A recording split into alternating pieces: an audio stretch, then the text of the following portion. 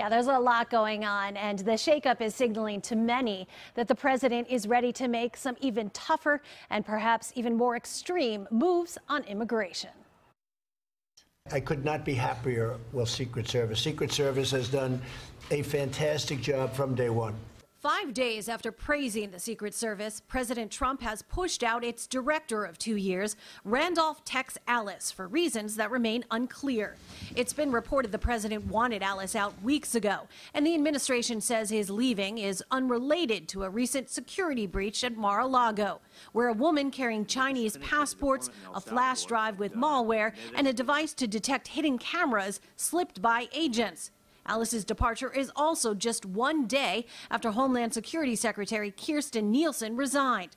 Trump blamed her for a spike in border crossings, and Democrats blamed her for making the humanitarian crisis worse. We're going to remember Secretary Nielsen's tenure as a cruel chapter in which the agency followed through on President Trump's worst impulses. Now some worry that will only intensify.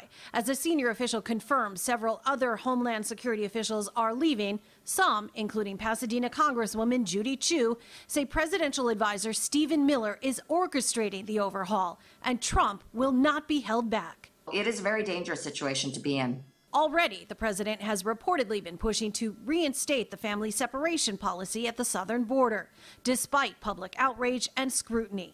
Chu says it won't stop there. To think that for President Trump, this is not enough, that he wants to actually make it even more extreme. He wants to actually close the ports of entry. He wants all the Border Patrol agents to say, go away, you can't come in, even though that would go against the law. Representative Chu says if the president is preparing a hardline push on immigration, Democrats with control of the House are ready to push back. To ensure that the laws of our nation are being upheld and that immigrants and refugees are being treated fairly.